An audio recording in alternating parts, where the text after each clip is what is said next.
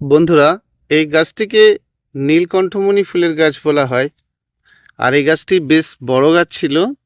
আর এর উপরে একটি কাস্টল জাতীয় গাছ পড়ে গিয়ে এখানটা বেশ কিছু, শুধু ওটা কেন, অনেকেরই এভাবে ডাল শাখা সব ভেঙে যায়। তখন এই গাছটিকে আমরা কাটিং দিয়েছি। বর্তমান দেখছি যে গাছটি আবারও বেঁচেছে, বেশ সুন্দর হয়েছে। এটি আলামুন্ডা ফুলের গাছ। আর এই গাছটিতে হলুদ রঙের ফুল হয়। আর এই গাছটিও তাই, একই অবস্থা। দেখুন, পুরো ভেঙে যাওয়ার পর কাটাই ছাঁটাই করার পর গাছটি কিন্তু আবারও নতুন নতুন পাতা বেরোচ্ছে। এটিও তাই। এটার নাম হচ্ছে সাম্বারজিয়া। এটাও কিন্তু দারুণ ফুল। আর এই গাছটিও ছোট্ট করে দিয়েছি। আপাতত দুটি গাছই কিন্তু বেঁচেছে। এটি চিত্রক বা রক্তরাগ ফুলের গাছ। রক্তরাগ ফুলের আরও দুটি ভ্যারাইটি রয়েছে। তবে এই গাছটি ফুলগুলি একেবারে লাল থকা থকা ফুল, আর একটু লতানো স্বভাবের। আর এই গাছটিতে ফুল কিন্তু দারুণ হয়। এই বর্ষায় যত গাছের পাতা চাপ, আর যখনই পরিষ্কার না করা হয়, এটি বটল ব্রাশ ফুলের গাছ, তো সকল পাতাও কিন্তু ধীরে ধীরে খারাপ হতে থাকে। সেই জন্য অনেক গাছের ডাল কাটিং করে নিচের পাতা রেখে কমিয়ে দিতে হয়েছে। আর তবেই কিন্তু ভেতর পর্যন্ত রৌদ্র প্রবেশ করছে। এটি ডোরান্ডা ফুলের গাছ, প্রচুর ফুল হয়। তো একেবারেই কিন্তু কমাতে নেই। বর্ষার সময় কাটিং মানে কি, নিচের পাতা দু একটি করে রাখতে হবে, তবেই কিন্তু গাছ ভালো থাকবে। গাছের সেজন্য কাটিং করেও কমাতে হয় বা নিচের পাতা কমাতে হয়, কারণ এই বর্ষায় গাছের যে মাটি সব সময় ভেজে থাকে। আর তখন কিন্তু গাছের অনেক বড় ক্ষতি হয়। এটি চায়না ডল ফুলের গাছ। এটি ফুল ইনডোর দুইভাবেই হয়। তো বন্ধুরা, এটার নাম হচ্ছে অ্যারেলিয়া গাছ। তো এই সকল গাছগুলো আমরা যেমন কাটিং করেছি, তেমনই কিন্তু সময় গাছে কিন্তু আর খাদ্য এখন দেব না, কারণ গাছের পাতা নেই। যদি খাদ্য দেন, যেমন গাছের সকল পাতা একেবারে না থাকলে সেই গাছ যদি কাটিং দেন, সেক্ষেত্রেও যেমন গাছের একটি ক্ষতি হয়। ধরুন এই বর্ষাতে, ওই জন্যই বেশ কিছু ডাল কাটিং দিতে গেলে তার নিচকার দু একটি পাতা রেখে কাটিং দেবেন, তা নাহলে কিন্তু গাছটি মারা যাওয়ার একটা সম্ভাবনা থাকে। সেই জন্য গাছের নিচকার কিছু পাতা রেখে গাছ কাটিং দিতে হয়, এবং যতক্ষণ না ভালো করে পাতা বেরোচ্ছে ততক্ষণ কিন্তু খাদ্য দেওয়া নয়। কোনো গাছের যখন পাতা চাপ হবে, তার নিচকার পাতা তো খারাপ হয় এবং গাছটির ওপর থেকেও খারাপ হতে থাকে। আর গাছকে যদি আমরা কাটাই ছাঁটাই না করি, তাহলে গাছ কিন্তু ধীরে ধীরে একেবারে ভর্তি হয়ে যায়, মানে ভরে যায়। তো গাছগুলির অবস্থাও কিন্তু তখন খুবই খারাপ হয়ে যায়। আমরা উপরটা দেখতে পাচ্ছি ভালো, আর ভেতরে ভেতরে অনেক সূক্ষ্ম সূক্ষ্ম ডাল, যেগুলো কিন্তু গাছের খারাপ হয়ে যায়। এটি কদম ফুলের গাছ, বনসাই কদম। গাছটিতে প্রচুর ফুল আছে, এবং এই কদম ফুলগুলো টবের জন্য খুবই ভালো। আপনারা যারা টবে এই কদম গাছ করতে চান, ফুলগুলি খুবই ভালো। এখনো যদিও ফুলগুলো ফোটেনি, কুঁড়ি কুঁড়ি দেখছেন। আর গাছটি কিন্তু খুবই ছোট, বয়সটা কিন্তু প্রায় 1.5 বছরের মতো হয়ে গেল। আর এই গাছটি কিন্তু ছোটই থাকছে। দেখুন, এই গাছ যে বৃহৎ হয়ে যায় তা কিন্তু নয়। টবের জন্য এইরকম কদম গাছ আপনারা করতে পারেন, এবং খুবই ভালো গাছ। ফুলটাও কিন্তু ছোট্ট গাছের উপরে আমরা দেখতে পাই। আমরা যে কদম গাছ দেখি সেটা কিন্তু এটা নয়, এটা কিন্তু হাইব্রিডের, আর ছোট্ট গাছেই হয়। এখন এটাও একটা ফুলের গাছ, লতানো সাম্বারজিয়া ফুল বলা হয়। আর এই ভীষণ লতা থাকে, কারণ লতানো গাছকে আমাদেরকে কিন্তু কাটিং দিতে হবে না, তা নইলে কি হবে, এই উপর থেকে আস্তে আস্তে শুকিয়ে শুকিয়ে কিন্তু আবার লতানো গাছ মারা যায়। সেজন্য আমরা দেখি অনেক লতানো গাছেই, বিশেষ করে এই অপরাজিতা ফুল গাছ দেখি যে সকল পাতা হলুদ হয়ে যায় গাছের, ফুলকুড়ি ঠিকঠাক ফুটতে চায় না। আর এই লতানো গাছগুলোকে আমাদেরকে কিন্তু সেজন্য ফুল শেষে একটিবার করে কাটিং দিতে হয়, তারপর আবার গাছটিকে লতাতে দিতে হয়। কারণ লতানো গাছ যদি কাটিং না দেওয়া হয় তাহলে কিন্তু তার পাতা এভাবে হলদেটে ভাব থাকবে। বর্তমান সকল ফুল গাছ দেখছেন কাটিং করে দিয়েছি, ওখানে প্রায় পরপর দুটো শেড পুরো কাটিং করে দিয়েছি। এখন গাছ বুঝতেই পারবেন না যে কি গাছ রয়েছে। কয়েকটি দিনের মধ্যে আবার সব পাতা বেরোনো শুরু হবে। গাছ কাটিং করলে দেখতে খারাপ লাগে কয়েকটা দিন, কিন্তু গাছের জন্য, গাছের ভালোর জন্য এগুলো আমাদেরকে করতে হয়।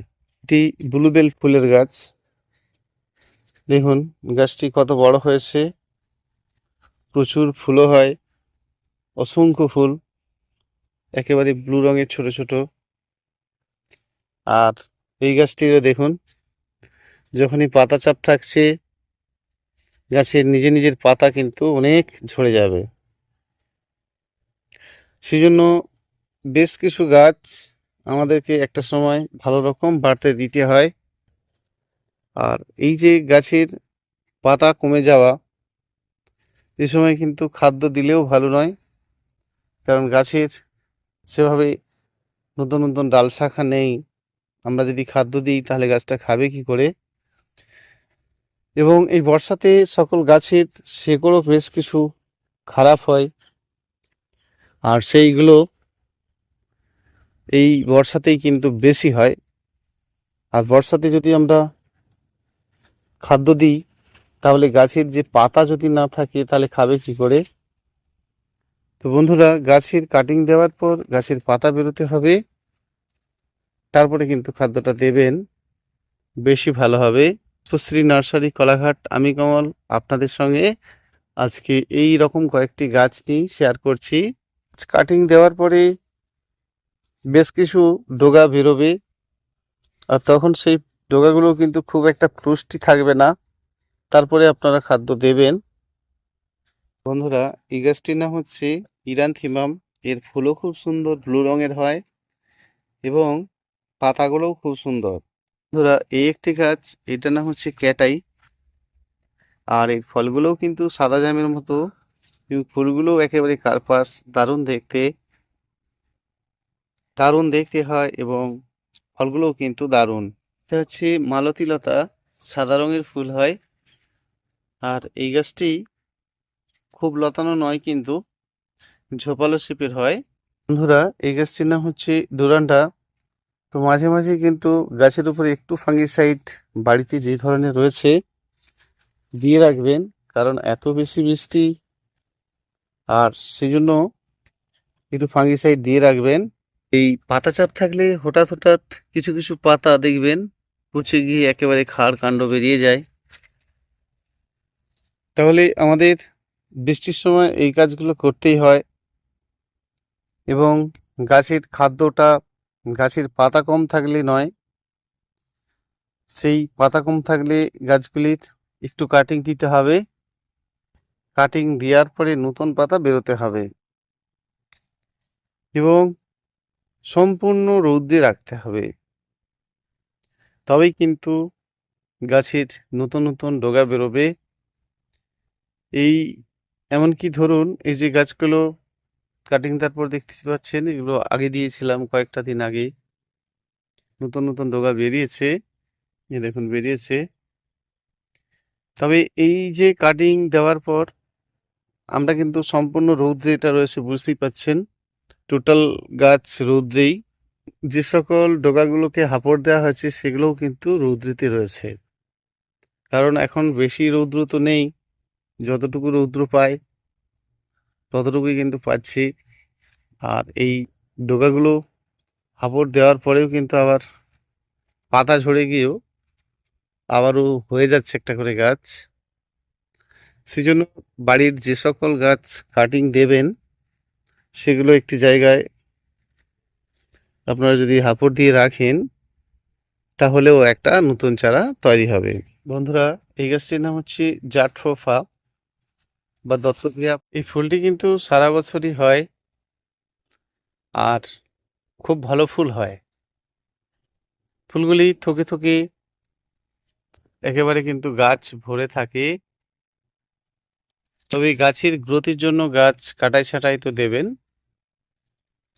কোনো গাছে আপনার ফুল নেই, কম আছে, তো যে গাছে যে ফুল হয়েছে সেই ডাল আপনি কাটিং দিলেন এবং গাছের পাতা রেখে কাটিং দিলেন। গাছের ডগা নতুনভাবে বেরোলে খাদ্য দিলেন। মাঝে মধ্যেই ফাঙ্গিসাইড ওষুধ দিলেন। গাছের একেবারে পাতা কম, বর্ষায় অনেক পাতা ঝরে গেছে, গাছ খাড়ত্ব হয়েছে, খাদ্য দিলেন না। ভালো করে রৌদ্র বেরোলো, মাটি শুকনো হলো, তারপরে গাছের গোড়াতে খাদ্য দিলেন। তাহলে গাছগুলি আবার আগের মতো সুন্দর হবে। বর্ষায় প্রত্যেকটি গাছেরই তো পাতা ঝরবে, শেকড় পচন হবে। সেজন্য মাটিতেও ফাঙ্গিসাইড মাঝে মধ্যে একটু করে দিয়ে রাখবেন এবং গাছেতেও দেবেন। মাটিতে দিলে 2 গ্রাম করে দিয়ে রাখবেন প্রতি লিটার জলে, গাছে দিলে 1 গ্রাম করে দিয়ে রাখবেন। তাহলে গাছের ফাঙ্গাস থেকে গাছ অনেক ভালো থাকবে। মাঝে মাঝে একটু কীটনাশক ওষুধ, পোকার উপদ্রব না হয়, দিয়ে রাখবেন। এটাও কিন্তু লিটারে 1 ml করে। বাড়িতে থাকা যে সকল কীটনাশক রয়েছে সেই ধরনেরই দেবেন। প্রোফেক্স সুপার, কাকা, সোনাটা যে ধরনেরই থাকুক না কেন সেটাই দেবেন, ভালো কাজ হবে। বন্ধুরা, আবার দেখা হচ্ছে পরের ভিডিওতে। ভিডিওটি দেখার জন্য প্রতিটি বন্ধুকে অসংখ্য অসংখ্য ধন্যবাদ। বাগানে গাছ দেখতে এসে সেই গাছ সম্বন্ধে কয়েকটি গাছের সম্বন্ধে আপনাদের সঙ্গে শেয়ার করলাম। ভিডিওটি যদি ভালো লাগে লাইক, কমেন্ট, শেয়ার করবেন। নতুন বন্ধু হয়ে থাকলে সাবস্ক্রাইব করে রাখবেন। আমার ফোন নাম্বার 9609456194। ভিডিওটি দেখার জন্য প্রতিটি বন্ধুকে অসংখ্য অসংখ্য ধন্যবাদ।